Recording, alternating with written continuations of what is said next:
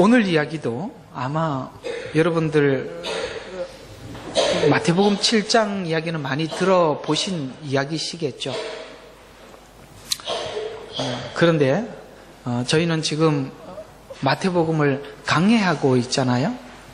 그러니까 강해하고 있는 내용 속에 이 판단하지 말라, 비판하지 말라는 말이 왜 등장했는가를 알아야 7장에서 오늘 비판하지 말고 판단하지 말라는 말의 진정한 의미를 우리가 음미할 수 있기 때문에 단순히 오늘 이 내용만 그냥 뽑아서 이해하는 것 말고 문맥을 통해서 짚어보면 여기에 앞으로 나올 말들과 좁은 문으로 들어가라, 구하라, 찾으라, 두드려라 많이 들은 설교들이지 않습니까? 그 다음에 거짓 선지자들을 삼가라, 그 다음에 귀신을 쫓아내고, 그 다음에 병든 자를 고치고 나는 너를 도무지 알지 못한다, 이런 말들이 오늘 이렇게 쭉 연결되어 가고 있기 때문에 이 연결되는 말들이 연결시켜주지 않으면 본질에서 떠나버리기 때문에 이 내용을 전체 문맥에서 살펴보는 것이 굉장히 중요해서 다시 한번 문맥을 쭉 훑어보고 오늘 내용들을 한번 살펴보도록 하겠습니다. 그래서 산상설교와 연결하지 않으면 토막이 나버리죠. 아마 여러분들은 토막 설교를 많이 들으셨을 텐데 토막 설교가 틀린 거는 아니지만 깊이에서는 부족하다라는 쪽에서 이해를 하시면 되겠습니다. 자, 앞에 우리 내용들을 한번 다시 한번 회상해 보도록 하겠습니다. 자, 우리가 신앙에, 우리 개인적인 신앙에 도움을 받을 수 있는 부분들, 구제하고 또 기도하고 금식하고 우리 다 지나온 부분 이야기들이에요. 그 다음에 종교적인 우월성을 자랑하고 싶어 하는 유혹을 받지요. 무슨 뜻이냐면 여러분 기도해야지요. 금식해야지요. 그러나 이걸 하나님 앞에서만 하면 되는데 나는 금식하는 사람이야, 나는 기도하는 사람이야 라고 사람들에게 말하고 싶어하는 유혹은 누구든지 받는단 말이죠. 이게 작은 일이 아니라 큰 문제입니다. 왜냐하면 이런 유혹을 받는 사람들이 앞으로 뒤에 등장하는 넓은 문으로 들어가는 사람들이거든요. 그 유혹을 견디지 못한 사람들. 좁은 길로 들어가는 사람들은 하나님과 나 1대1 관계 속에서 신앙을 다지는 사람들이고, 사람들에게 자기 인정을 받고 싶어하는 사람들은 넓은 길로 가는데, 많은 사람들이 간다는 말의 뜻은 서로가 서로를 인정하면서 간다는 얘기예요. 서로가 서로를. 거기에 누가 없지요? 하나님이 없죠. 자, 하나님이 없어지는, 그러니까 하나님이 내 속에서 없어지는 이유들이 뭐냐면 사람과 사람 사이에 거래가 일어나기 시작하면 하나님은 떠납니다. 전 목회를 하면서 여러 번 하나님 앞에 경고를 받은 적이 있어요. 저는 이걸 굉장히 경계하고 앞으로도 굉장히 제 자신에 경계하는 부분이 있습니다. 그게 뭐냐면 교회에서 신앙생활을 참 열심히 하고 잘하는 분들 보면 목사님들이 누구나 다 이쁘게 보이고 참 귀해 보여요. 그래서 내가 그 사람 그러니까 그 사람이 귀하고 이뻐 보여서 그 사람 쫓아가다가 여지없이 하나님이 그 사람을 보내버리더라고요. 저는 여러 번 경험해서 제가 아무리 좀 여러분들이 참 제 마음에 흡족해도 그렇게 생각 안 하기로 마음먹었습니다. 그렇게 하는 순간 하나님이 보내버리더라고요. 왜냐하면 제가 사람에게 집중할까 봐 그런 것 같아요. 그래서 이렇게 열심히 하는데 목사님이 안 알아주시나, 그럼 둘 다 손해보니까 그렇게 아시고 하더라도 그냥 하나님 앞에 하시기 바랍니다. 그게 좁은 길을 간 길이니까 그게 좋은 거예요. 근데 그렇게 여러분들이 누군가가 잘하고 있을 때 잘하는 사람들의 비율을 맞추기 시작하면 저는 어떻게 되겠어요? 그 사람 눈치 보며 설교하게 되겠죠. 그건 여러분들도 버리는 일이고 제 자신에게도 엄청난 손해입니다. 그래서 그렇게 안 하는 것이 좋겠죠? 그래서 누구나 기도하면서 금식하면서 종교적인 열심을 하다 보면 하나님만 알아주는 것에 대해서 마음에 허하지요. 이렇게 마음에. 사람들이 좀 알아주고 직접 사람들로부터 말을 들었으면 이런 생각들에 유혹을 많이 받게 된단 말이에요. 그래서 그 부분에서 주의하라고 쭉 설명하고 있는데 6장에서는 뭘 하냐면 우월성을 자랑하고 싶기 때문에 뭘 한다고요? 외식하게 된단 말이에요. 외식이라는 건 뭐냐면 이런 거예요. 원래 외식이라는 말은 배우라는 뜻이에요. 배우, 연기자. 그러니까 자기 실력 이상의 신앙의 행동을 하는 것을 보고 외식이라고 그래요. 공감하시죠? 내 신앙에 훨씬 이상의 액션을 취하는 걸 보고 외식이라고 그러는 것입니다. 그건 하나님 앞에서는 그렇게 할 수는 없어요. 근데 사람들에게 보이려고 하는 마음이 있으면 그렇게 액션을 크게 취할 수밖에 없죠. 또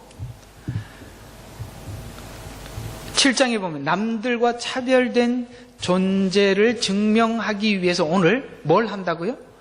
비판을 한단 말이에요. 오늘 이 이야기를 조금 더 세부적으로 좀 풀어보면 이 7장의 서두가 비판으로 등장하는 이유는 5장에 보면 성도는 차별하지 않는 사랑을 이웃에게 베푼다고 5장에서 이렇게 말씀하셨죠.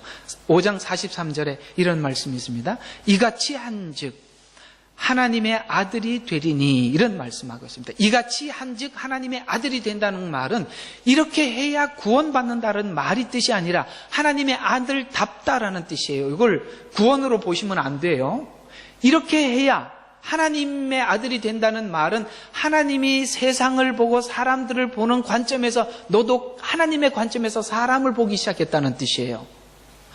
여러분, 하나님 관점에서 사람을 보기 시작하지 않으면 우리는 사람들을 어떤 관점에서 봐요? 차별해서 보죠. 저는 사업을 하시는 분들 중에 이런 부분들에 대해서 굉장히 조심해야 할 것 같은 생각이 들어요. 뭐냐면 여러분, 사업을 하다 보면 직원을 뽑게 되잖아요. 직원을 뽑다가 보면 여러 번 그런 일을 하다 보면 사람을 자꾸 상품화시키는 데 익숙해져요. 그래서 뭐든지 보면 일을 잘하나 못하나, 똑똑하나 똑똑하지 않아, 그걸 가지고 그냥 이렇게 사람 레벨을 정해버리는 게 되잖아요. 그게 생활이 되고 습관이 되면 모든 사람을 그렇게 볼 수 있겠다라는 게 그건 참 위험한 일이지 않습니까? 그런데 하나님의 아들은, 하나님의 자녀들은 그렇게 보는 게 아니라 하나님은 선인과 악인에게도, 우리는 선인은 좋게 보고 악인은 나쁘게 보잖아요. 그런데 하나님은 같이 본대요. 이게 하나님이 사람을 보는 시각이래요. 이런 마음으로 사람을 볼 줄 알기 시작할 때 하나님의 아들이 된다는 말은 하나님의 생각이, 하나님이 생각하고 있는 생각을 나도 한다라는 뜻이에요. 악한 자들에게도 비를, 그 다음에 햇빛을 골고루 내린다는 것.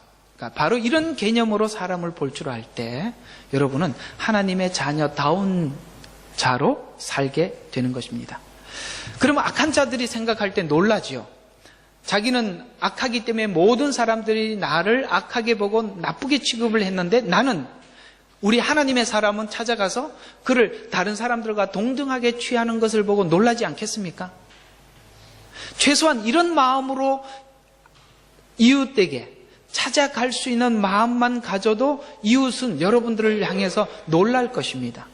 야, 어떻게 사람들은 다 나를 차별시켜서 대우를 하는데 너는 어떻게 모든 사람들에게 동등한 마음으로 내게 찾아올 수 있는가? 라고 생각하게 되는 것. 그들은 참 놀랄 일이 아닐 수 없죠. 그 다음 6장에, 그러나 6장에서 보면 이웃 사랑이 이웃 자랑으로 변할 수 있다고 말씀하고 있습니다. 이웃 사랑이 뭘로 바뀔 수 있다고요? 이웃의 자랑으로 할 수 있어요. 처음에는 우리가 정말 처음 은혜를 받고 처음 하나님을 만났을 때는 이웃을 하나님이 가진 마음으로 볼 수 있어요. 그러나 시간이 지나면서 사람들이 유혹을 받는단 말이죠. 이웃 사랑하고 있는 구제가 이웃, 내가 구제했다는 것을 자랑하고 싶어하는 유혹을 받게 된다 이 말이에요. 이웃 사랑이 이웃 자랑으로 갈 수 있다. 이게 6장에서 경고하는 부분들이에요. 그래서 우리는 외식할 수 있다. 그러면 6장에서 이렇게 이야기하는 거예요. 그러면 사람을 보지 않고 하나님만 보고 어떻게 사는가? 라는 해답이 뭐였죠? 우리 저번 시간에 했던 공중에 나는 새를 봐라, 들의 백합화를 보라. 하나님이 먹이시고 입히신다. 사람들에게 인정받으려고 하지 마라. 내가 오른손이 하는 일을 왼손이 모르게 구제하고 나면 내가 가진 게 없잖아요. 남 다 구제하고 뭘 먹고 살아요? 라고 하나님께 질문한다면 하나님, 내가 너를 먹여 라고, 넌 믿음을 가져 라고 이렇게 6장에서 말씀하고 있단 말이에요. 이해가 가시죠?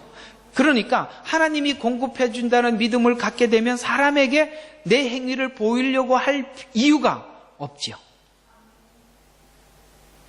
이 이야기가 6장 이야기거든요. 그러면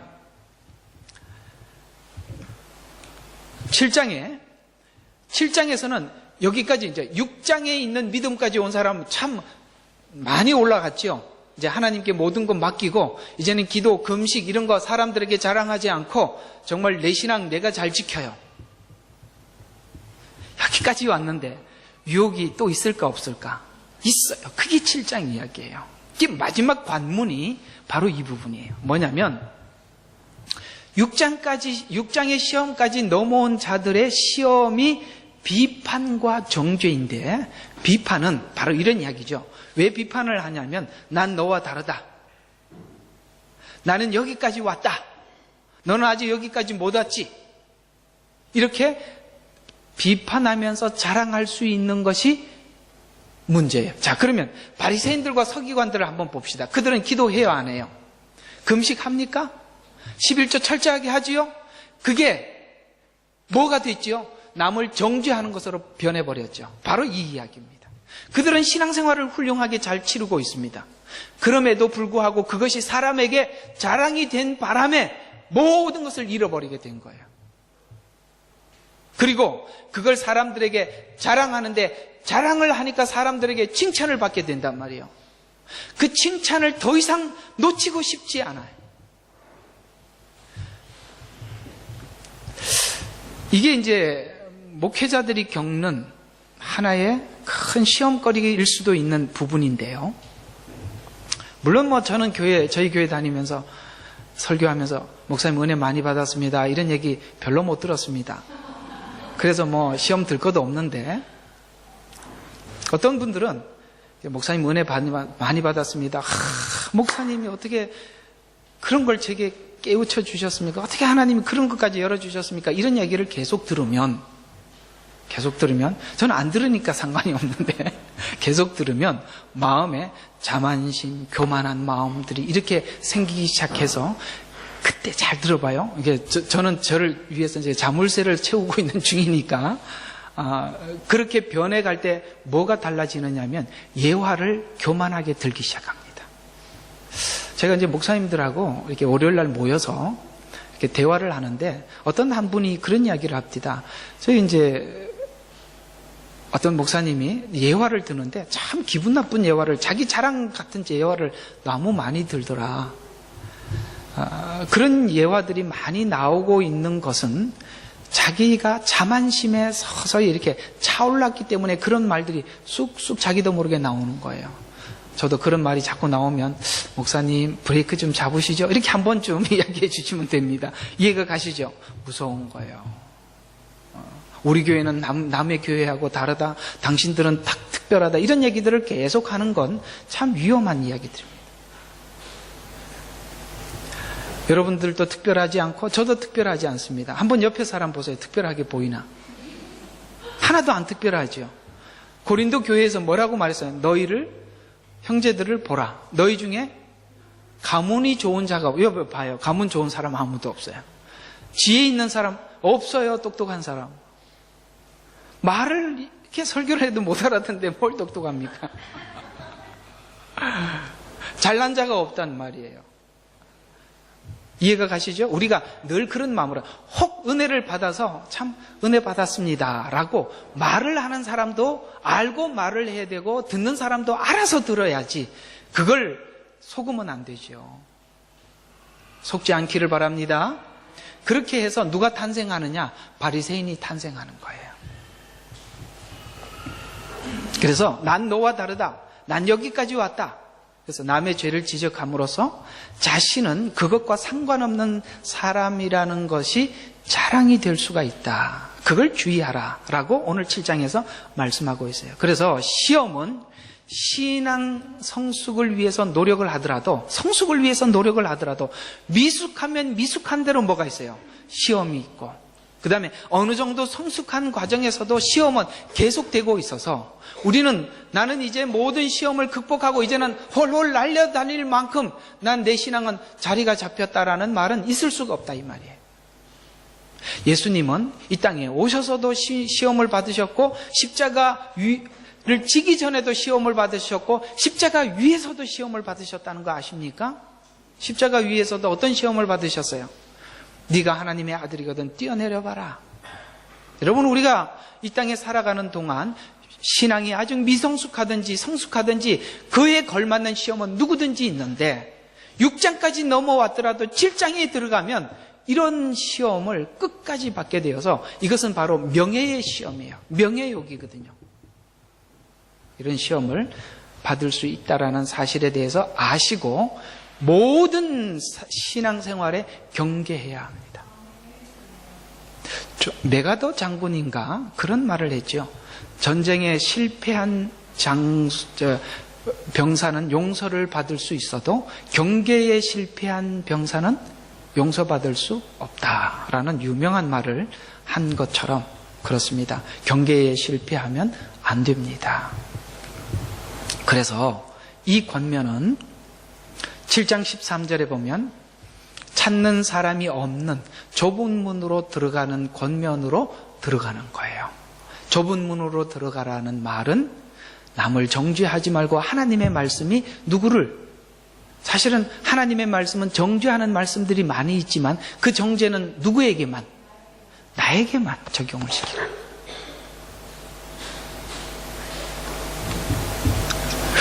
그래서 넓은 문을 찾는 사람은 많아서 인간과 인간이 어우러져가는 신앙이 되고 말아서 서로를 인정하면서 가다 보면 우리는 잘못된 길로 갈 수가 있기 때문입니다. 그래서 우리가 이웃을 구원하기 위해서 무엇을 해야 되는가? 예수님이 이 땅에 오시면 무엇 때문에 오셨을까요?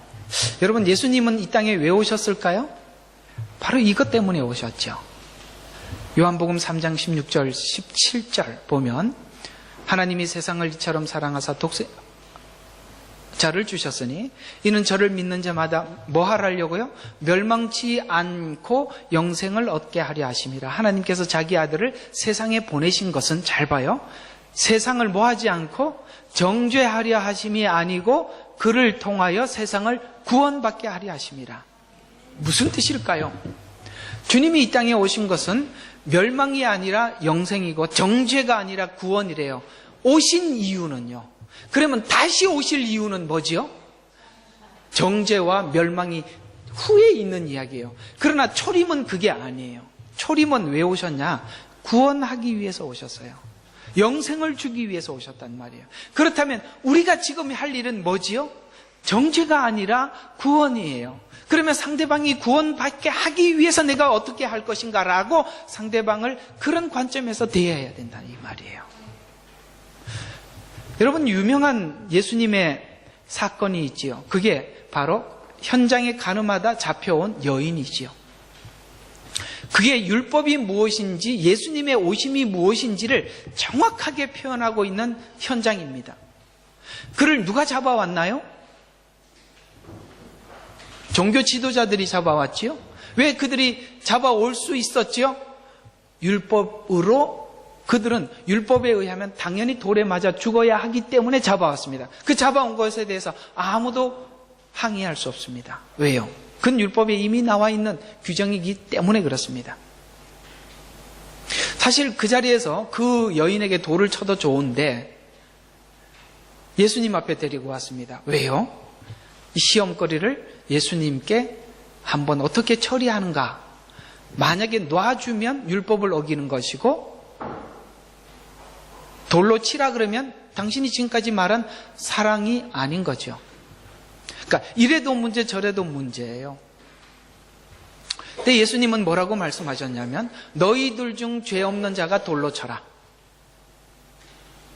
율법을 남에게 돌을 던지는데 쓰려고 그들은 생각을 했는데 예수님은 율법을 누구에게 적용시키라고?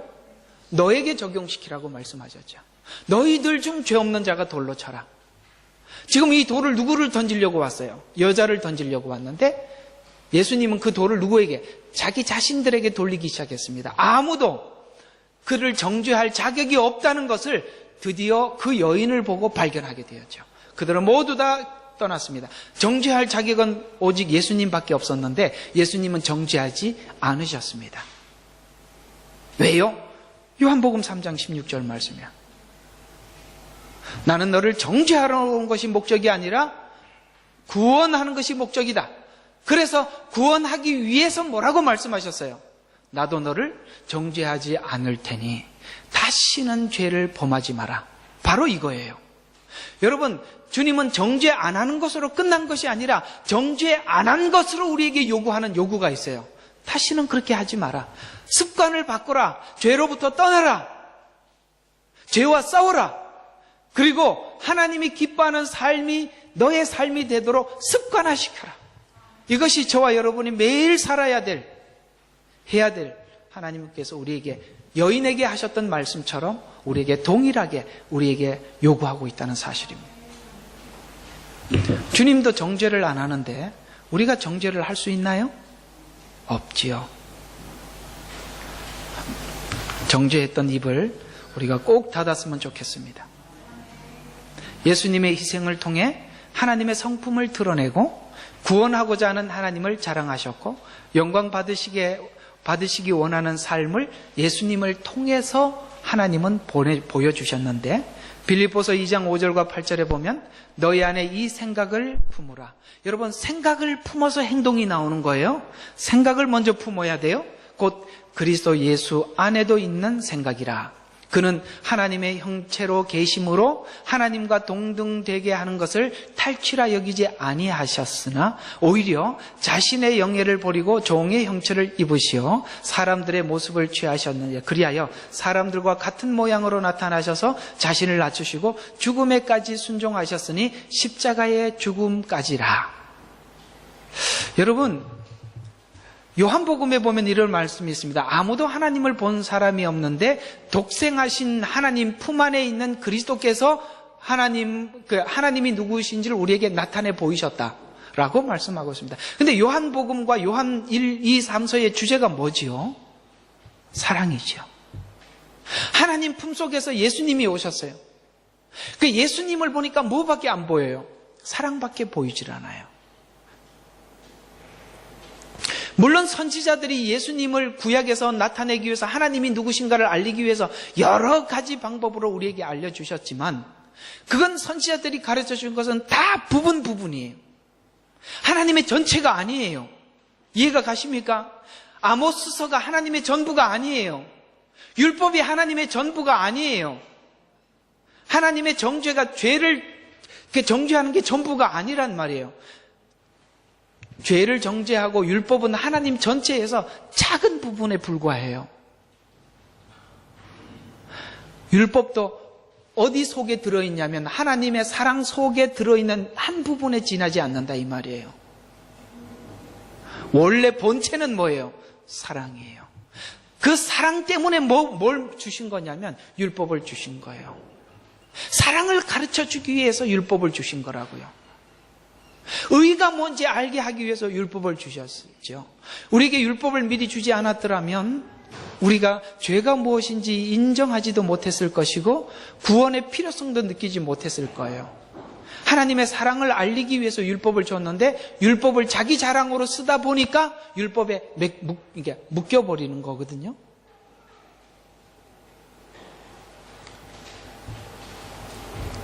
하나님을 우리 좁은 생각 속에다가 가두지 않기를 주의 이름으로 축원합니다. 하나님이 너무 무한해요.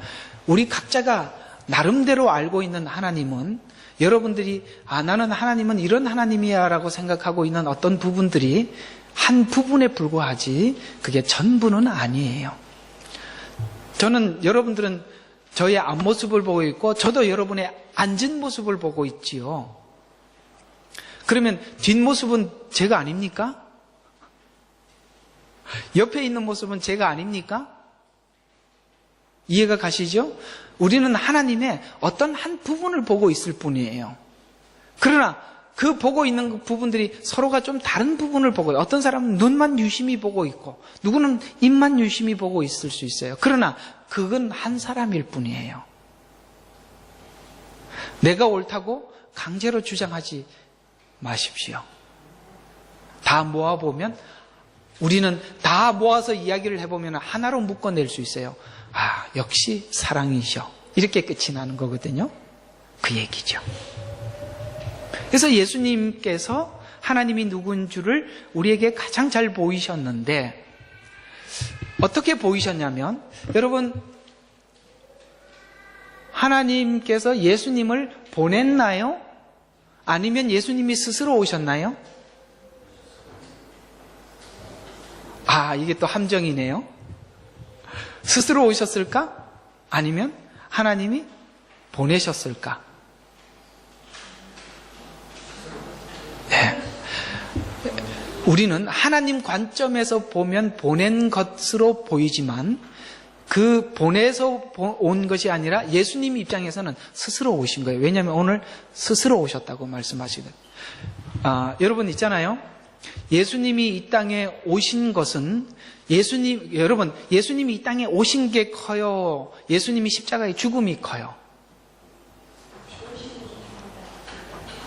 우리는 구원밖에 생각을 못하니까 죽음이 크다고 생각하지요. 여러분 예수님이 이 땅에 오신 건요, 이건요 굉장한 일입니다. 굉장한 일입니다. 여러분 무한히 유한 속에 갇힌다는 거 한번 생각해 봐요. 아주 자유롭게 살던 사람이 독방에 들어가서 감옥, 그 독방이 이게 좋은 독방이 아니라 감옥에 움직일 수 없는 독방에 딱 갇힌다고 생각해 봐요. 그분은 죽음이 없으신 분인데 죽음이 있는 몸을 입고 오십니다. 하나님이 무슨 죽음이 있어요? 그리고 여러분들 앞으로 어떻게 죽을 줄 아는 사람이 있어요? 없어요? 아무도 없죠. 예수님은 죽음을 알고 오십니다. 올 수 있겠어요? 올 수 있겠어요? 온다는 그 자체는 뭐죠? 이미 그가 십자가의 죽음까지도 결정하고 오시는 거예요. 율법을 주신 하나님이세요. 그런데 자신이 율법 속에 갇혀버리는 거예요. 성육신은 굉장한 축복입니다. 그리고 하나님이 누구신지를 정확히 보여주고 있는 부분입니다. 무슨 이야기일까요? 저와 여러분을 구원하기 위해서는 하나님은 모든 일을 다 하십니다. 어떤 일도 마다하지 않습니다. 그 하나님이 바로 여러분과 저의 아버지십니다. 놀랍게도 예수님은 오셔서 이런 이야기를 하세요. 내 아버지, 너의 아버지. 내 하나님, 너의 하나님. 지금 예수님이 하나님, 그 다음에 아버지 이렇게 말하는 감도와 감각과 우리가 하나님을 아버지, 하나님 이렇게 말하는 감각은 같다 이 말이에요. 예수님이 하나님을 아버지라고 부르듯이 우리도 그 하나님을 아버지라고 부르는 그 수준과 감각은 동일하다는 거예요. 왜 그렇게 될 수 있었을까요? 바로 예수님의 성육신의 은혜입니다.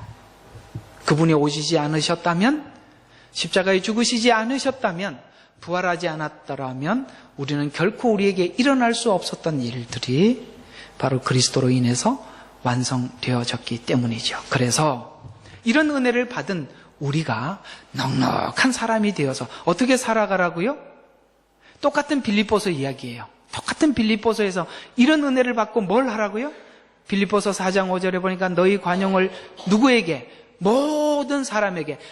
여러분들이 이렇게 관계 있는 사람만 알리는 게 아니라 모든 사람에게 알려지게 하라. 아멘.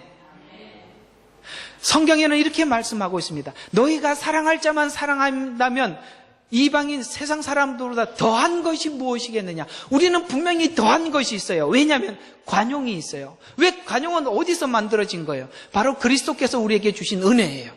그것을 누군가 내가 아는 사람들에게 나하고 관계 있는 사람들에게 그만 관용을 보이는 것이 아니라 모든 사람들에게, 그러니까 누구를 대해도 동일한 관용을 가지고 대할 은혜를 우리는 모두 다 받고 있습니다. 이건 예수 그리스도 없이, 하나님 없이는 아무도 할 수 없는 일이에요.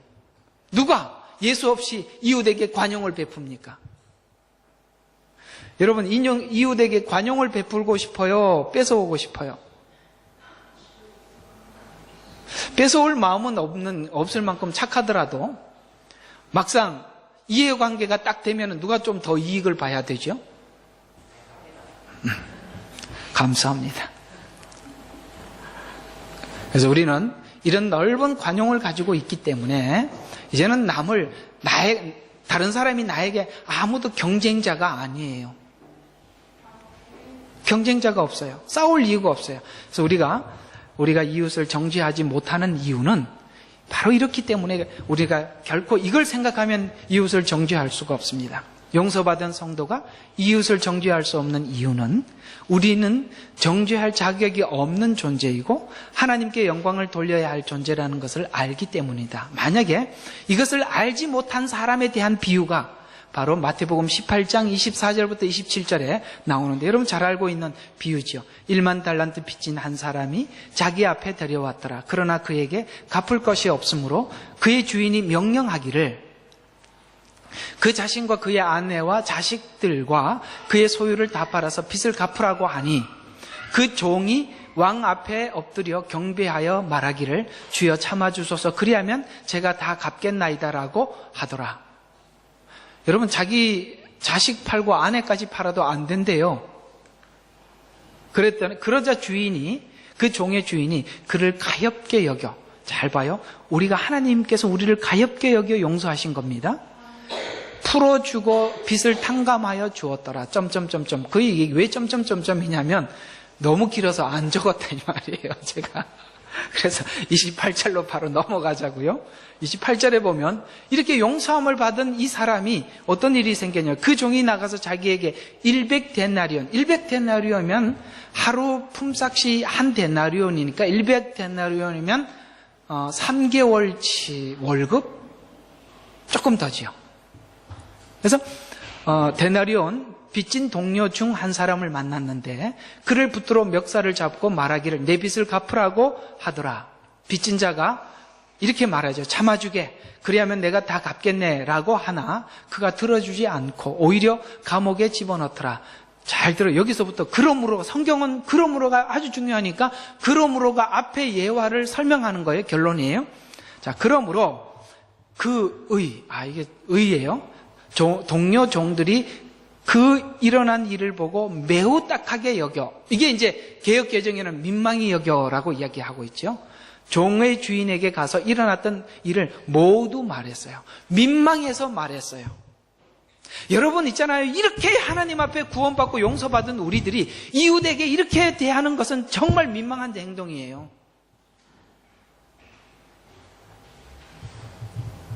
여러분, 예수 믿고 구원받고 용서를 크게 받은 우리들이 이웃에게 정말 짠돌이로 사는 건 정말 하나님이 볼 때 민망한 일이고, 그걸 본 종이 가만히 더 이상 두고 볼 수가 없어서 주인에게 다시 가서 얘기를 했다고요. 얘기했는데 어떻게 했는지 한번 보자고요. 그 주인이 그를 불러서 나에게 애걸하기를 내가 진 모든 빚을 탕감하여 주었노라. 내가 너를 가엾게 여긴과 같이 너도 내 동료 종을 불쌍히 여기는 것이, 잘 들어봐요, 마땅치 아니하냐? 여러분 대답 좀 해봐요. 마땅치 않아요? 마땅한 일이죠. 마땅치 아니하냐 하며 그의 증인이 주인이 화가 나서 그 사람이 자기에게 진 빚을 다 갚을 때까지 형네에게 넘겨주더라. 그러므로 이와 같이, 형네에게 넘겨주면 이 사람이 다 갚을 수 있어요, 없어요? 못 갚죠? 이제 요거 좀 해석해 드릴게요. 그러므로 이와 같이 너희들이 진심으로 우러나와 형제 각 사람을 그들의 잘못과 더불어 용서하지 않으면 하늘에 계신 나의 아버지께서도 너희들에게 그렇게 하시더라. 이 말이 무슨 뜻이냐면, 이걸 또 율법 쪽에서 아는 사람들은 용서 안 하면 하나님도 내 용서 안 하는구나, 주기도문으로 그렇게 나와 있잖아, 이렇게 푸는 얘기가 아니에요. 잘 들어봐요. 본문에서 등장하는 가장 중요한 말은 민망하여라는 말이에요. 자, 한번 봐요. 그 동관들이 심히 민망하여라는 말씀인데, 자신이 주인으로부터 갚음을 받은 것이 얼마만큼 많이 용서를 받고 탕감을 받았는지 이 사람이 모르더라라는 말이 핵심이에요. 아시겠습니까? 모르니까 뭘 못하는 거예요. 이웃에게 용서 베푸는 일을 하지 못하는 거예요. 여러분들이 하나님께 얼마나 큰 은혜를 받았는가는 이웃을 어떻게 대하는가 태도를 보면 아는 거예요. 그 얘기를 하는 거예요. 조그만한 사소한 문제 하나 못 넘어가고 걸고 넘어간다면 여러분 진짜 말하기 좀 그렇네요. 그래서 용서받은 것의 크기를 보면 진심으로 이웃을 용서하는 것은 당연하지 않는가라는 질문이에요. 만약에 오늘 이 사람이 옆에 있는 사람을 용서하지 않으면, 그런 관점에서 보지 못한다면 그 주인이 어떻게 했어요? 다시 집어넣으라고 했지요. 그걸 다 갚을 때까지 집어넣으라고 그랬죠. 무슨 말이에요? 그는 하나님 앞에 받은 구원이 무엇인지, 용서가 뭔지 전혀 모르고 있다는 겁니다. 전혀 몰라. 자, 우리에게 내게 들보가 있는 줄 알았기 때문에, 오늘 본문에 그 얘기죠. 들보가 있는 줄 알았기 때문에 남을 용서할 수가 있어요. 그래서 우리는 우리 이웃에 대해서 정죄할 수 없는 것은, 나는 나에게 어떤 죄가 있어요? 나는 나에게 치명적인 죄가 있고 이웃이 가지고 있는 죄는 사소한 거예요. 그렇게 보셔야 돼요. 여러분이 짓는 죄는 아주 치명적인 죄들이고 이웃이 짓는 죄는 사소한 건데, 반대로 보는 거예요. 내 속에 들보가 있는 줄 모르니까. 그죠? 반대로 보는 거거든요. 바로 그런 이야기예요. 어때요? 여러분 예수 믿고 구원받고 죄 용서함을 받았을 때 이런 이야기들을 많이 해요. 하나님 앞에 구원을 받기 위해서는 모든 죄를 다 고백해야 된다.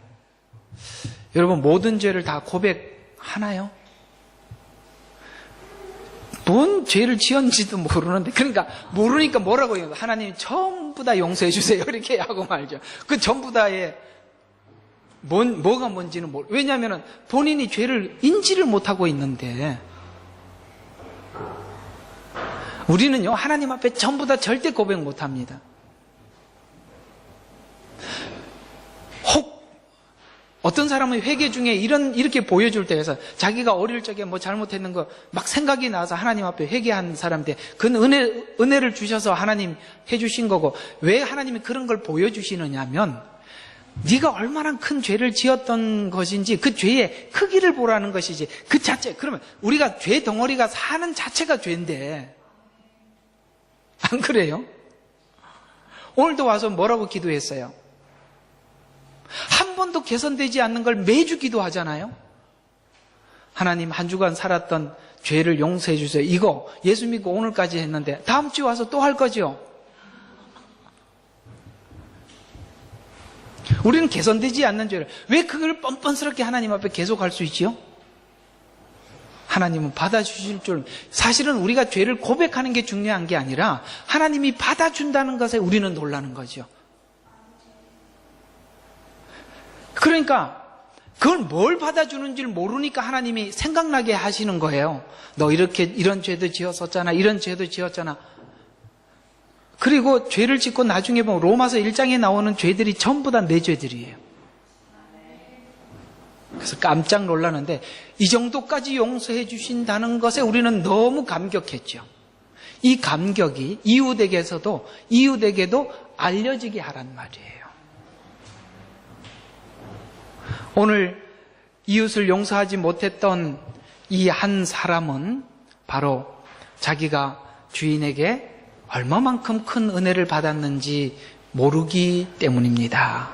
따라서 여러분, 십자가의 은혜는 여러분들에게 너무나도 상상할 수 없는 큰 축복이었고 은혜였다는 사실, 그 크기를 보여주고 알려주신 것, 그건 은혜입니다. 그래서 주기도문의 내용처럼, 자, 6장 12절에, 마태복음 6장 12절에 보면 우리가 우리에게 죄 지은 자를 사하여 준 것 같이, 이 말은 우리가 죄 지은 자를 용서하는 것에 자격이 없고 내가 받은 용서가 크기 때문이다라는 식의 표현인데, 우리가 이웃을 대하는 태도에서 먼저 내가 어떤 죄인인가를 인식할 때 상대방을 판단하지 않고 정죄하지 않는다라는 것. 그러면 지금 7장에 등장하고 있는 비판하지 마라, 정죄하지 말라는 이 말은 네가 지금 복음이 말하고 있는 모든 죄의 목록들을 누구에게만 적용시키라는 얘기예요. 나에게만 적용시키라는 거예요. 사람들은 자랑하고 싶어지면 누구에게 적용하기 시작하냐면 남을 판단하는 대로 가는 거예요. 자, 복음은 놀라운 거예요. 그러나 이것이 어느 방향으로 가느냐는 매우 중요한 거예요. 여러분 지금 성경을 통해서 성경 지식을 배울 수 있어요. 그러나 이 지식이 어느 쪽으로 가느냐는 아주 중요한 겁니다. 어떤 분은 가끔씩 은혜를 받고 화가 나서 목회를 하시는 분이 계세요. 어떤 화가 나냐면 사람들이 죄 짓는 게 화가 나서 그걸 정죄하고 혼내주려고 목회를 하는 분들이 계셔요. 이건 좀 아주 문제가 많습니다. 복음은 자기를 위해서 받아야지.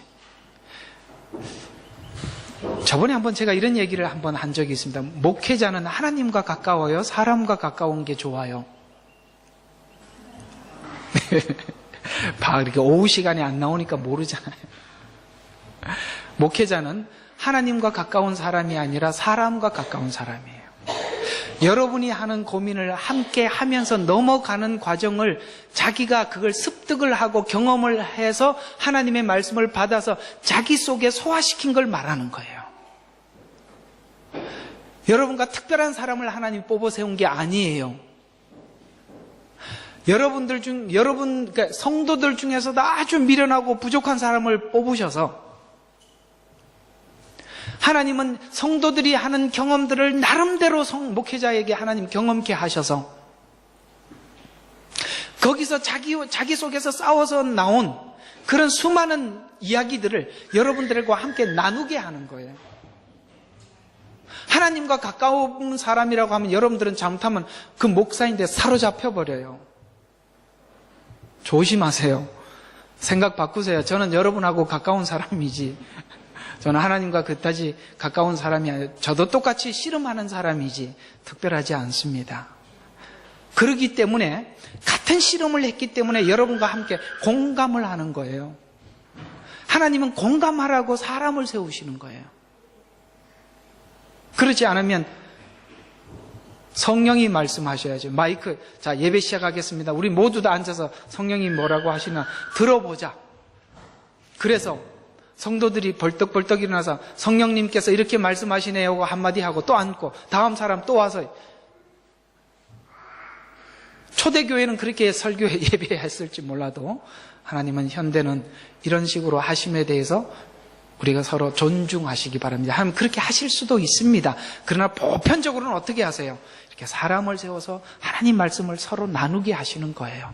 근데 여러분들은 지금 제 이야기를 듣고 고개를 끄덕끄덕 하시잖아요. 이 이야기는 제가 성경에서 뽑은 이야기가 아니라 저도 제 나름대로 경험하고 체험한 것이 아울러서 나오는 거기 때문에 공감하는 거지. 제가 국어처럼 사전처럼 이야기를 하면 여러분들 공감이 되겠습니까? 그래서 우리가 이웃을 대하는 태도는 내가 먼저 어떤 죄인인가를 인식하는 게 매우 중요한데, 생활 속에서나 이웃 속에서 얼마든지 우리는 못 참을 일들이 생기고 절망할 수밖에 없는 일들이 생기는데, 눈에 거슬리더라도 세상에서 사람들이 경쟁하여 살아남기 위해서 어쩔 수 없이 본능적이고 이기적인 심정에서 사는 사람들을 우리가 봐요, 못 봐요? 그런 본능적으로 사는 사람들을 볼 때 우리는 불쌍히 여기는 마음으로 볼 수 있는 눈을 가져야 돼요. 어떻게 저렇게 살아? 이렇게 말하기 전에 불쌍히 여기는 마음으로 상대를 볼 수 있어야 되는데, 만약에 우리도 예수를 몰랐다면 그들과 차이가 전혀 없었을 텐데, 여러분들이 예수를 믿고 하나님을 아는 바람에 이렇게 좀 달라진 것 뿐이지, 여러분 몰랐더라면, 우리 가끔씩 그런 생각도 여러분 개인이 하실 거예요. 내가 예수를 몰랐더라면 지금 무슨 사람이 되어 있을까? 야, 독한 일수 아줌마가 되어 있을 거야. 뭐 이렇게 생각할 수도 있고, 그죠? 남한테 절대 양보하지 않는. 왜냐하면 사람들은 그렇게 살 수밖에 없는 것이, 다 살면서 돈 때문에 한이 서려본 경험들이 다 있어서 전부 다 목적이 돈 버는 거예요. 돈은 누구한테서 벌어야 돼요? 옆에 있는 이웃의 걸 뺏어와야 되잖아. 다 뺏을 생각하고 있는데 누가 양보하겠어요? 우리도 거기 가서 치열하게 살 뻔한 사람들 아니에요. 그런데 지금 이렇게 관용이 있고 넉넉한 마음을 갖게 된 것은 하나님 은혜 아닙니까?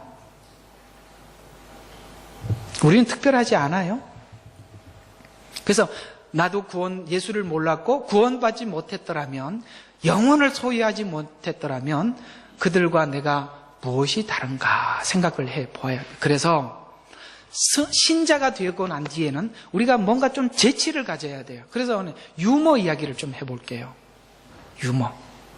유머란 방법이 없는 문제에서 어쩔 수 없는 상황 앞에서 선 사람들에게 그 무력하고 어색한 분위기를 극복하기 위해서, 그를 위로하기 위해서 동원되는 것이 바로 이 유머라는 거예요. 그래서 어쩔 수 없는 한 가지 상황이 앞으로 극복해야 될 많은 문제들의 장애물이 되지 않도록 유순한 언어로 하는 것이 바로 유머예요. 여러분, 그런 유머들을 잘 그렇게 재치 있게 좀 쓸 수 있어야 돼요. 우리는 유머를 워낙 할 줄 몰라서 직설법밖에 못 써. 왜 그따구야? 얼굴 좀 펴. 내가 기도 좀 하라고 그랬잖아. 이런 식으로 얘기를 하니까 누가 가서 얘기하고 싶냐고.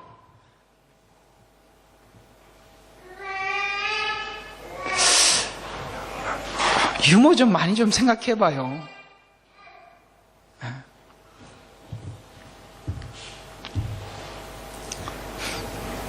저희 교회는 저를 닮아서 이제 유머할 줄 아는 사람이 없어요. 내가 이게 할 말은 없는데 좀 부드러워졌으면 좋겠어요. 삶의 고뇌와 고통으로 인해 아직 해결되지 못한 어떤 주초 문제들도, 시간 문제로 씨름하고 싸우는 어떤 신앙적 문제에 대해서 아직 세상에 포기하지 않고 신앙과 갈등하고 붙잡고 씨름하는 이들을 이해해주는 마음을 가져야 돼요. 아직도 저 정도가 됐는데 나도 주초 문제를 해결하지 못했다면, 야, 그런 소리 하지 마. 나도 집사가 되고 뭐가 될 때까지 뒤에서 다 지금까지 모르게 했었어. 그러나 하나님 은혜 주시니까 이렇게 되대. 나도 그런 날이 오겠지. 나도 기도할게 하면서 웃으면서 하는데, 아니 아직도 이게 뭐야? 이렇게 얘기하면 정말 그 사람이 교회 그나마 갈등하면서 교회 다니고 있는데, 이제 내가 이거 해결하기 전까지는 교회 못 오는 건가? 그래서 그 발걸음까지 끊어버릴 수 있다 이 말이에요. 넓어집시다. 사람에 대한 이해, 삶의 고뇌에 대한 이해, 이것을 할 줄 아는 사람이 신자입니다. 성도는 생명과 영혼이라는 차원에서 모두에게 죄인으로 살다가 구원받아서 모두가 하나님 은혜와 사랑이 필요하다는 관점에서 성품과 속성을 가지게 된 것이 성도의 삶입니다. 예수님은 바로 이런 모든 인생을 채울하심으로 제사장 자격을 갖게 되었습니다. 하나님께서는 예수님을 보내실 때 어린아이로 탄생하게 하고 인생을 살게 하고 그 다음에 속죄물로 돌아가시게 하셔서 제사장 직분을 주셨습니다. 그래서 하나님이 우리를 뭐라고 말씀하셨냐면, 너희들도 왕같은 제사장이라고 하셨습니다. 제사장은 누가 제사장인가? 하나님 마음도 알고 사람의 마음도 함께 아는 사람이 제사장이에요. 그래서 원래는 이 제사장이라는 말은 브릿지라는 말, 다리라는 뜻이에요. 하나님과 우리 사이에 한 손으로는 하나님의 손을 잡고 한 손으로는 사람의 손을 잡고 화해시키는 역할을 하는 것이 제사장이에요. 여러분들이 세상의 제사장이라고 우리에게 말씀하신 것은 바로 그런 차원에서요. 단순히 전도지를 전해줘서 예수 믿게 한다, 이것도 제사장 역할을 하는 거지만 하나님 우리에게 준 더 큰 사명, 여러분 전도지 받는 사람은 지나가면 끝이지만 누가 더 힘들어요? 같이 사는 사람, 매일 보는 사람. 우리는 이런 생각을 해요. 하나님, 매일 보는 저 인간만 빼고 나머지는 다 하겠는데 저게 제일 큰 짐입니다. 주님, 저거 빼고는 제가 뭐든지 하겠습니다. 하나님은 뭐라고 이야기하죠? 그거 안 해도 좋으니까 저거 해, 이렇게 하신단 말이에요. 돌겠죠. 해야 돼요.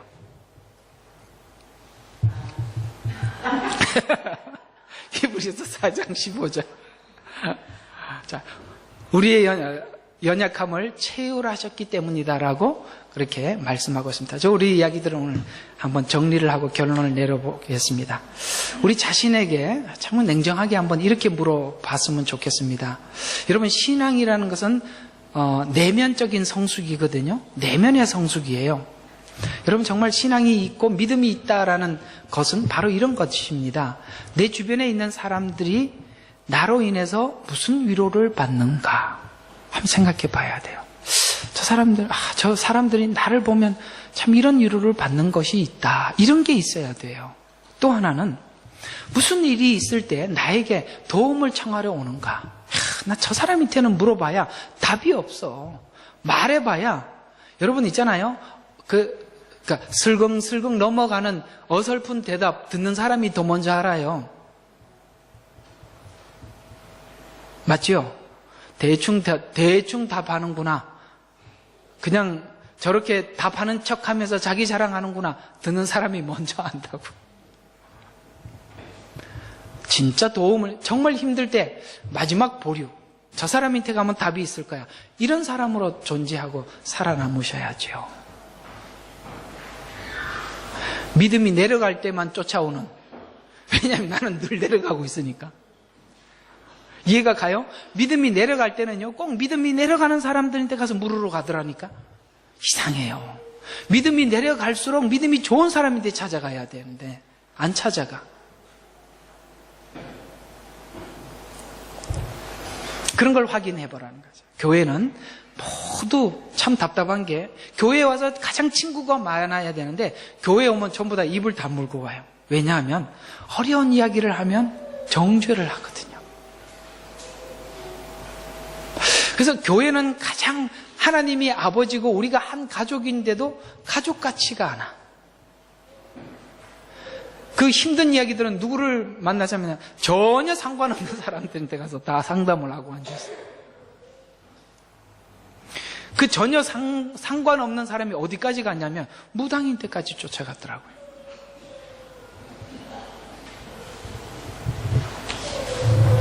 예수를 믿어서 무엇이 달라졌고? 창조와 비평. 창조는 나를 위한 것이고 비평은 남을 위한 것이에요. 내가 창조가 발전이 되어가는가, 비평이 발전되어 가는가, 아니면 자신의 발전을 위해서 창조되어 가는가 라고 여러분과 제게 물어보시면, 여러분 자신을 위해서 창조되어 가고 성숙해 가고 있다면 말씀이 늘 내게 적용하고 있는 중이고, 비평으로 발전하고 있다면 말씀이 남을 위해서 쓰고 있는데, 여러분 보통 자기를 위해서 쓰지 않는 말씀들은 살아있기 때문에 어디론가 움직이게 되어 있다 이 말이에요. 하나님의 말씀은 살아있단 말이에요. 살아있기 때문에 죽지를 않아요. 죽지 않기 때문에 나에게 영향을 끼치든지 남에게 가든지 둘 중에 하나예요. 그래서 말씀이 무서운 거예요. 어느 쪽으로 가시겠습니까? 바로 오늘 이야기가 그 이야기입니다. 그래서 더 할 말이 없어요. 그죠? 오늘 말씀, 결론은 오늘 말씀 잘 기억하셔서 승리하시기를 주 이름으로 축원합니다. 기도하겠습니다. 아버지 하나님, 감사합니다. 말씀이 어디로 가고 있습니까? 내게로 찾아와서 나를 변화시키고 나를 성숙해 하는 말씀으로 찾아오게 해주시고, 이 말씀이 남을 날카롭게 하고 슬프게 하고 아프게 하는 비평과 정죄로 가지 않게 해주십시오. 예수님이 이 땅에 오셨을 때도 나도 너를 정죄하지 않겠다라고 말씀하고 있습니다. 정죄는 주님이 이 땅에 다시 오셔서 백보자 앞에서 할 것입니다. 그 전에는 우리가 사람을 정죄하지 않게 하시고, 나도 하나님 앞에 큰 용서함을 받은, 은혜 받은 자라는 것을 단 하루도 잊지 말고 나를 대하고 이웃을 대하게 하옵소서. 이제는 우리 주 예수 그리스도의 은혜와 하나님 아버지의 크신 사랑과 성령님의 내주 교통 충만 역사하심이 오늘도 주의 말씀을 듣고 돌아가 그 말씀이 나를 변화시키고 은혜를 끼치는 말씀이 되기 위해 하나님 앞에 결단하고 돌아가는 사랑하는 주생명 선교교회 성도들 가정과 직장과 저들의 기도 제목과 선교지에 세우신 하나님의 몸된 교회 위에 수고하는 선교사님들과 사역자들 위해 이 시간으로부터 영원토록 함께 할지어다. 아멘.